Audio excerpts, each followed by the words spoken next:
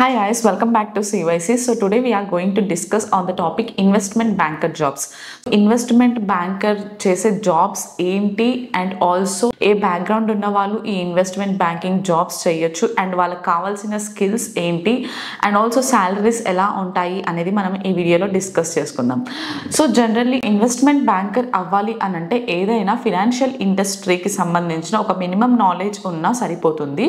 And also వీళ్ళు చేసే job ఏంటి అని అంటే సపోజ్ ఏదైనా బ్యాంక్ కానీ ఆర్ ఎల్స్ ఏదైనా ఫినాన్షియల్ ఇండస్ట్రీకి సంబంధించిన ట్రాన్సాక్షన్స్ ఉంటాయి కదా, సో వాటి రిలేటెడ్ ఎవరు మెయింటైన్ చేస్తారు ఒక కంపెనీకి అని అంటే ఈ ఇన్వెస్ట్మెంట్ బ్యాంకర్స్ మెయింటైన్ చేస్తారు.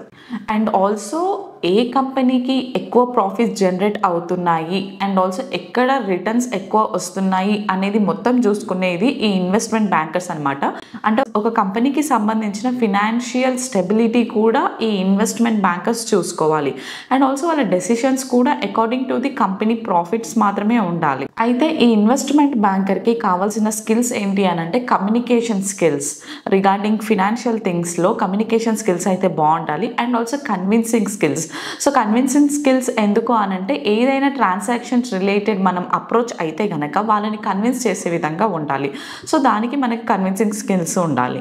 అండ్ ఆల్సో నెట్వర్క్ గ్రోత్ కూడా ఉంటే that will be the plus point. And now coming to the educational qualifications. So A background ఉన్న వాళ్ళు ఇన్వెస్ట్మెంట్ బ్యాంకర్ జాబ్స్ చేయొచ్చు అని అంటే లైక్ బీకామ్ గ్రాడ్యుయేట్స్ అయినా కానీ లేదు అని అంటే ఎంబీఏ ఫినాన్స్ చేసిన వాళ్ళు ఈ జాబ్ చేయొచ్చు.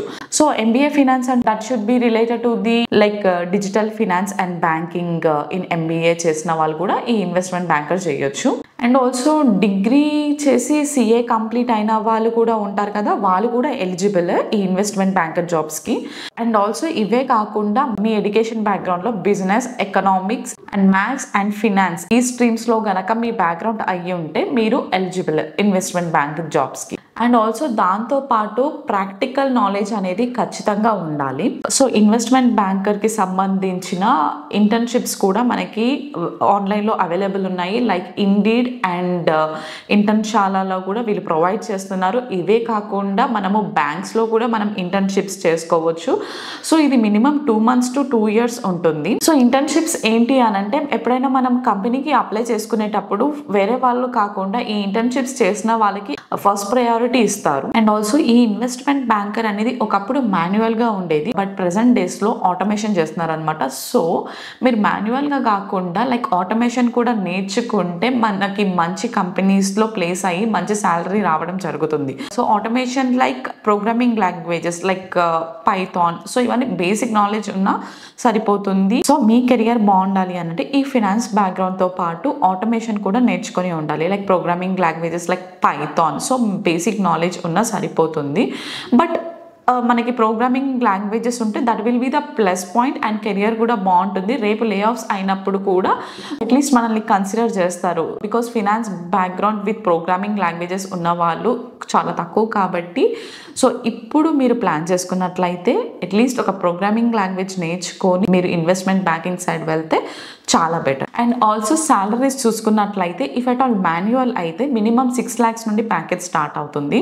అండ్ విత్ ఆటోమేషన్ మీకు ఏదైనా ప్రోగ్రామింగ్ లాంగ్వేజ్ ఒకటి యాడ్ ఆన్ ఉంది అని అంటే దానికి మినిమం 20 lakhs నుండి పే చేస్తున్నారు మంచి మంచి కంపెనీస్ అయితే లైక్ జేపీ మార్గన్ అండ్ డాష్ బ్యాంక్ ఇలాంటి కంపెనీస్ అయితే వీళ్ళు ఆటోమేషన్తో ప్రిఫర్ చేస్తున్నారు అనమాట. సో మీరు ప్రోగ్రామింగ్ లాంగ్వేజ్ ఏదైనా ఒకటి ఖచ్చితంగా నేర్చుకోవాలి. ఒకటి కాకపోయినా ఒక 2-3 అయినా బేసిక్ నాలెడ్జ్ ఉంటే చాలు, మనకి శాలరీ ఎక్కువ ఉంటుంది అండ్ ఆల్సో పెద్ద కంపెనీస్లో మనం ప్లేస్ అయిపోతాం. అండ్ ఆల్సో ఇంటర్వ్యూస్లో ఎక్కువ అడిగే క్వశ్చన్స్ అంటే లైక్ మినిమం నాలెడ్జ్ అంటే ఫినాన్షియల్ సంబంధించిన డెరివేటివ్స్ కాన్సెప్ట్స్ ఉంటాయి కదా, like future, forwards and trade life cycle. So వీటి మీద ప్రిపేర్ అయితే వీటి మీద బాగా ప్రిపేర్ అయితే మీరు ఇంటర్వ్యూ క్రాక్ చేయొచ్చు. This is all about the investment banking. So if you need more details you can contact CYC for the free career counselling.